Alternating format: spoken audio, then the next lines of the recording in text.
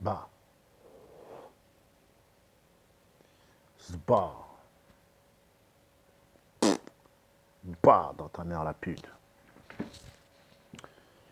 Bon, cette vidéo-là, mes frères et sœurs, c'est sur Swagman. Donc voilà.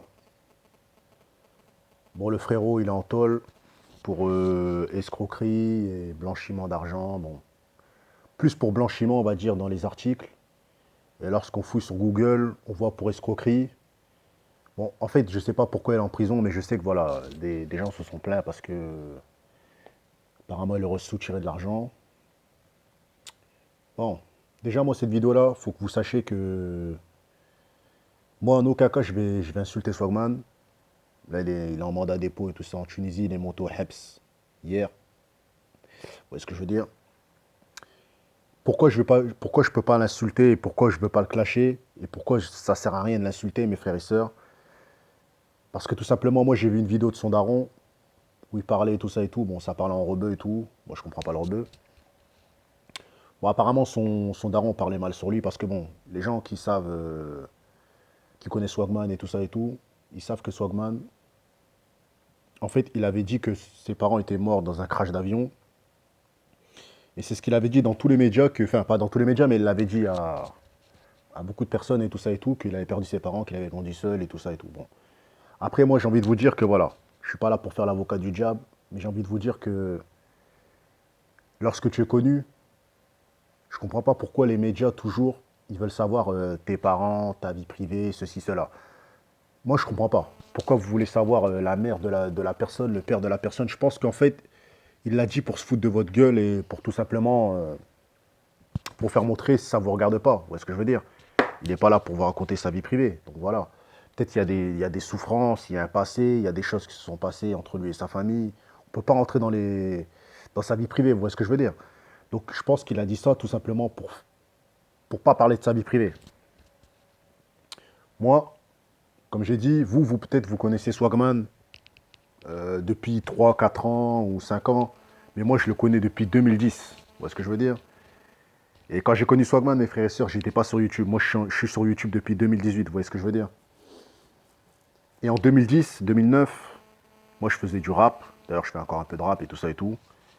Et le grand Swagman, lorsqu'il faisait ses vidéos, il faisait le buzz. Moi, j'étais qu'un petit gamin, j'avais 20 ans, 21 ans. Avec les gars de mon quartier, vous voyez ce que je veux dire? Il l'aimait pas parce que voilà, il avait là le bif et tout ça et tout. Et moi, je disais, le mec là, c'est un bon, tout ça et tout. Mais les gens ne l'aimaient pas dans mon quartier parce que voilà, il montrait qu'il avait de l'argent et tout ça et tout. Donc voilà. Donc moi, il fait partie des gens qui m'ont donné de la force, qui m'ont poussé à cacher cette crainte de s'exposer sur YouTube parce que lui, il faisait des choses que nous, mes frères et sœurs, à l'époque, où c'était la street. Nous, c'était la bicrave, c'était. Voilà, on ne voulait pas s'afficher, on ne voulait pas se montrer, on voulait vraiment faire les choses en secret. C'était le business, c'était le quartier, c'était les bastons, c'était la drogue, c'était des trucs en soum-soum, vous voyez ce que je veux dire?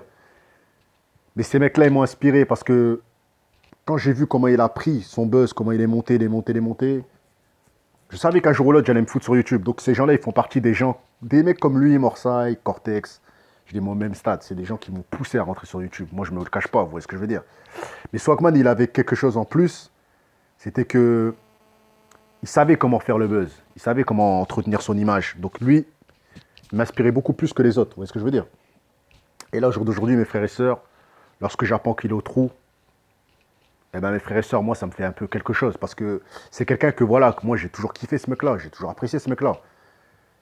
Et ça date pas d'aujourd'hui, ça date d'il y a 10 piges, vous voyez ce que je veux dire? J'ai jamais été fan de qui que ce soit, mais j'aimais ce côté buzz, ce côté. Il faisait des choses que peu de gens faisaient. Il distribuait de l'argent dans la rue, il donnait aux pauvres et tout. Il faisait la zakat, il faisait des choses bien. Après, voilà.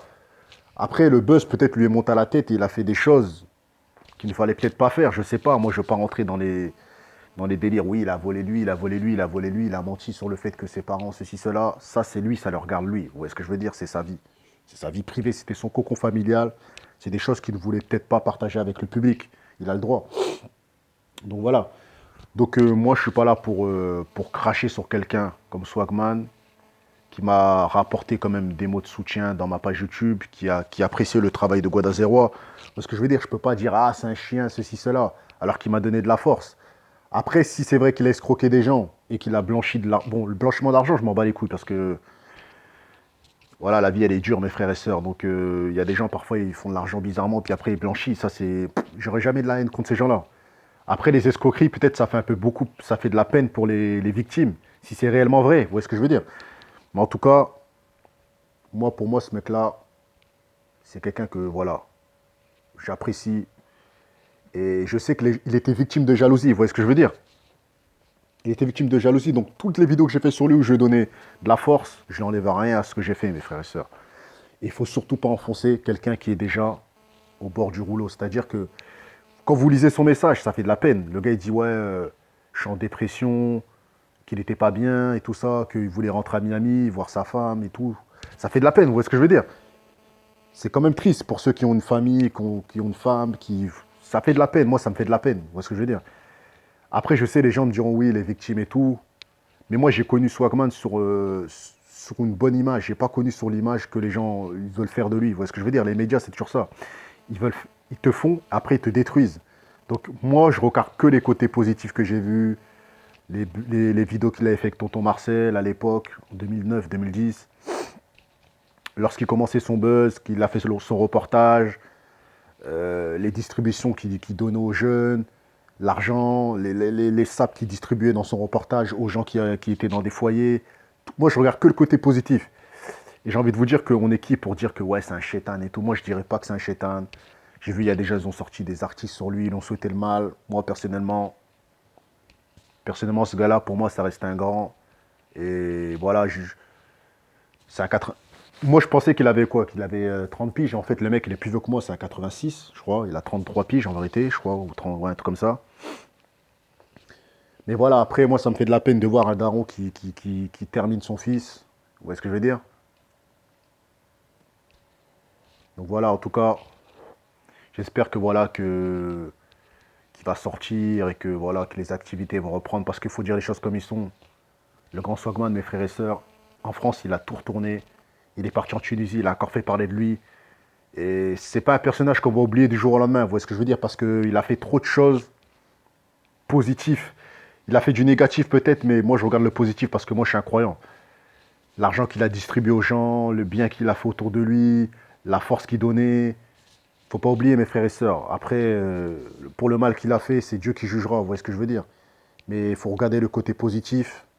Donc voilà, en espérant voilà, que tout redevienne à la normale, que Inch'Allah un jour sa vie, il la reprend de plus belle, que voilà, que sa musique a continué à se vendre, qu'il continue à avancer, que j'espère que la prison va le faire réfléchir sur s'il a fait du mal. Mais en tout cas, nous, on ne souhaite pas le mal au frère, on espère qu'il sort au plus vite, et voilà. Et en tout cas, voilà, moi ça me fait de la peine. Donc je le dis, j'allais regarder un clip sur YouTube, et je vois une vidéo de son daron qui dit qu'il est au Hebs et tout, tout. Bon. Donc voilà, mes frères et sœurs, c'était une petite vidéo. On pourrait dire, ouais, Guadazerwa, il est toujours en train de défendre les gens, frérot. Moi, quand je vois Swagman, je pense à ma jeunesse, quand j'avais 20 ans, et quand le gars, il était déjà haut, et quand moi, j'étais rien, personne. Vous voyez ce que je veux dire? D'ailleurs, je suis toujours personne. Mais lui, il était déjà quelqu'un, il était déjà dans les plateaux télé et tout ça. Je dis pas que je veux faire partie de ces gens-là, parce que moi, ça m'intéresse pas. Bientôt, je vais arrêter YouTube, ou peut-être je vais faire... je vais parler de Dieu dans ma chaîne, je vais arrêter tous ces clashs, parce que au final, mes frères et sœurs, ça sert à rien de s'insulter les uns les autres. On va tous mourir un jour ou l'autre, vous voyez ce que je veux dire? Mieux vaut laisser une bonne image qu'une mauvaise image. Donc voilà. Peut-être un jour j'arrêterai YouTube, où je continuerai et je parlerai que de Dieu et j'arrêterai tous ces conneries-là de clasher, d'insulter, tous ces trucs-là. Moi, ça me fait de la peine. Quand je vois ça, ça me fait de la peine. Une grosse tête comme ça, du jour au lendemain, il se retrouve enfermé. Franchement, quelle tristesse, mes frères et sœurs. On a Dieu donné qui est monté, enfin qui est monté, c'est-à-dire qui va peut-être monter là bientôt. Swagman, il est en Habs. En tout cas, mes frères et sœurs, grosse force à lui. Comme j'ai dit, nous, on est là pour valoriser les gens. On ne peut pas enterrer les gens et parler mal, mal, mal. On est personne. Vous voyez ce que je veux dire? On n'est pas Dieu, on fait des péchés comme tout le monde. Donc voilà. Donc voilà, mes frères et sœurs, c'était une petite vidéo.